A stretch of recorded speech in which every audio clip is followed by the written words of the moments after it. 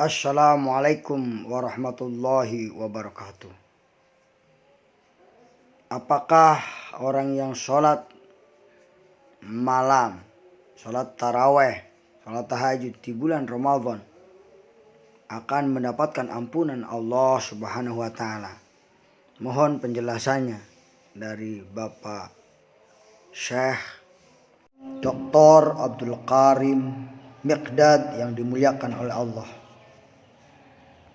Ya, itu Allah puji mereka yang bisa menghidupkan malamnya dengan sholat, ya, di surat tersebut.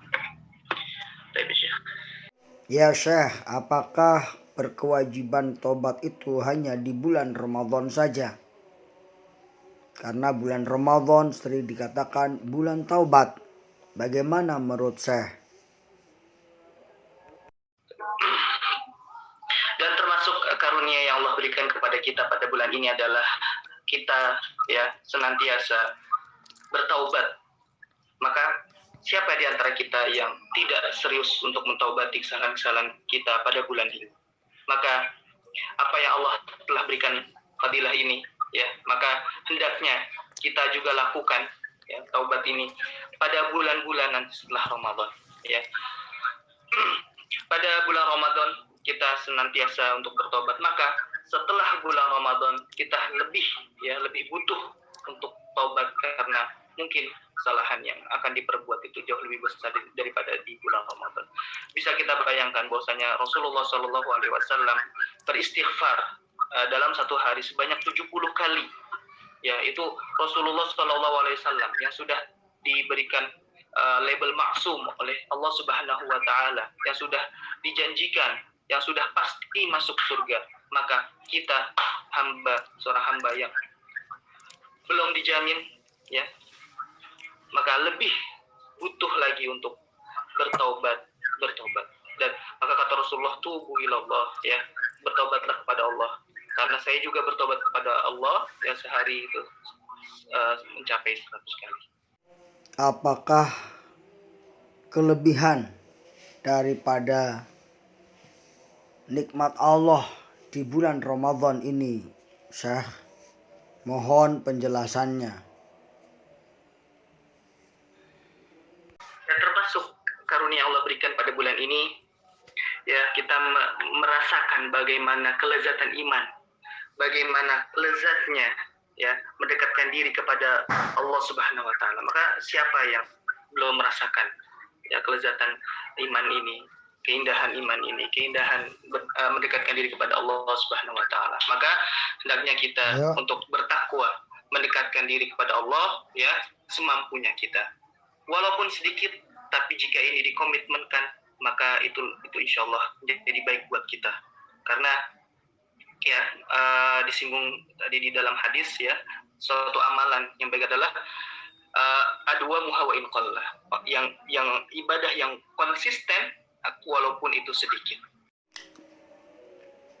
Adakah dalil yang menunjukkan bahwa kita harus bersikap istiqomah? Di dalam hadis, qul amantu billah tsumastaqim, katakanlah bahwasanya saya beriman kepada Allah, lalu istiqomahlah pada jalan keridhaan yang diridhai Allah Subhanahu wa Ta'ala, sebagaimana ayat yang disebutkan oleh Syekh tadi pada surat Fussilat ayat 30, innal ladzina qalu rabbunallah tsumma istaqamu tatanazzalu alaihimul malaikatu alla takhafu wa la tahzanu.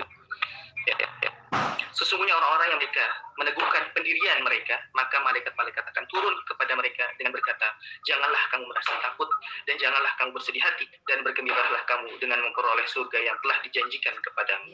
Nah, ya siap. Nahnu awliya'ukum fil hayatid dunya wa fil akhirah, walakum fiha ma tashtahi anfusukum walakum fiha ma tad'un. Ya, demikian tanya jawab terkait dengan bulan Ramadan yang dimuliakan oleh Allah Subhanahu wa Ta'ala. Wassalamualaikum warahmatullahi wabarakatuh.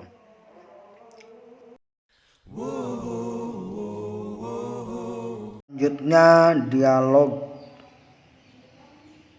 ketua KNRP dengan pengurus masjid yang ada di Menes.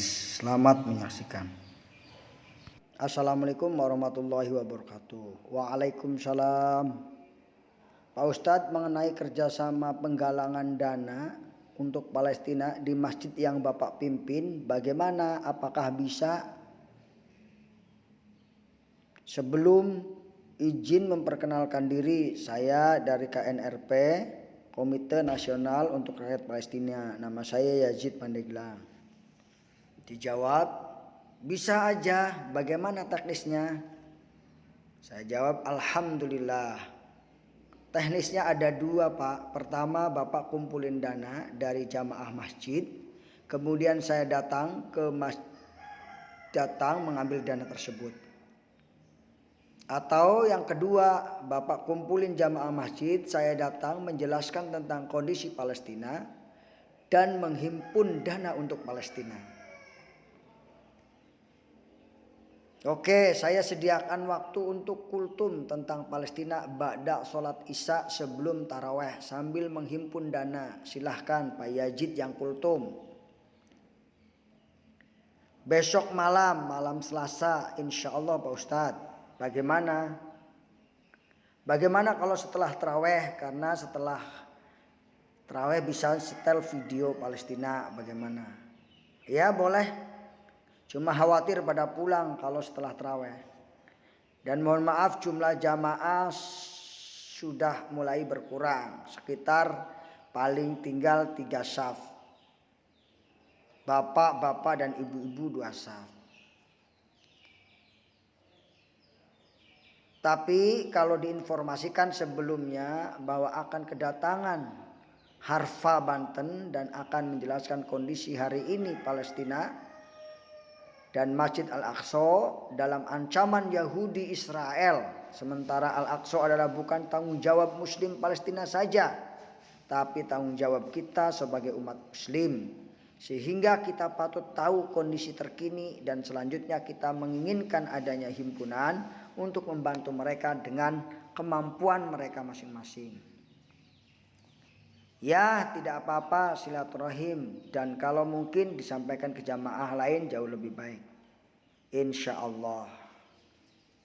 Terima kasih Pak Ustadz. Kita dialog Pak Ustadz Arif Hidayat ya. Sebagai pengurus masjid Soreang Kampung Menes. Soreang Kecamatan Menes. Baik, itulah dialog itu, mudah-mudahan bermanfaat, bisa kita ambil hikmahnya bagaimana cara kita berkomunikasi dengan titik atau masjid yang akan kita kunjungin.